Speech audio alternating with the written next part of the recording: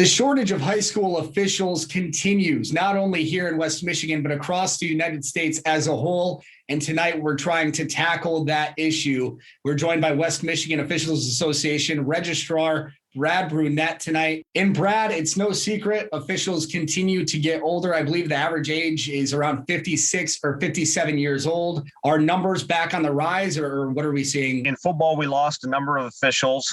And then in basketball, we lost even more. I think total in the WMOA and the OK Conference, we lost over 100 basketball officials last winter due to the startage, the stoppage, the late in the season, having to wear masks, all the different requirements that were involved there. But hopefully we get back to normal and those officials that did opt out decide to come back. And Dave Chesney's also with us, a 48-year official of basketball and football, a seasoned veteran.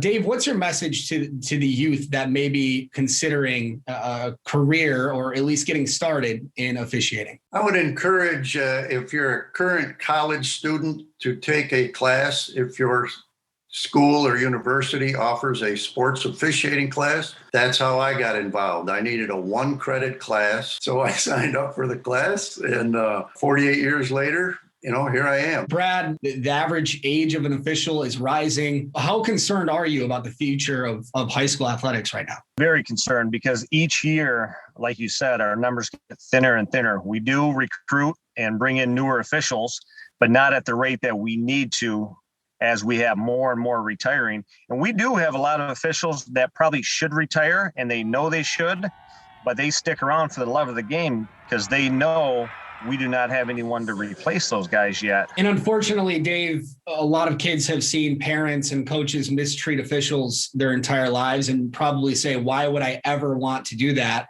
You've been through that for 48 years now. I mean, what's your message to people that maybe see that and say, there's no way I would want to be berated by another adult? That's where the training component comes in, and it takes a certain amount of emotional intelligence on the official's standpoint.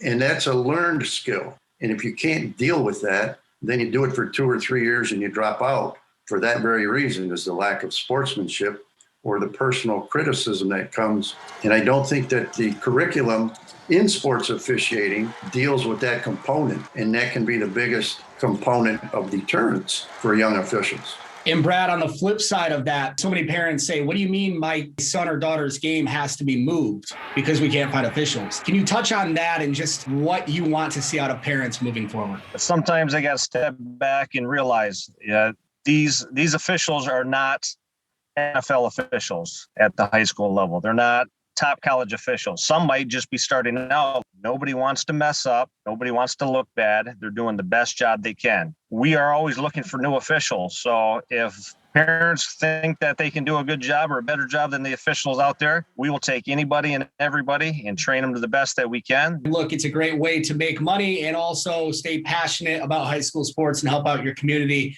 as well. The registration is open for WMOA as well as the MHSA. So register to become an official. WMOA.net will have more information.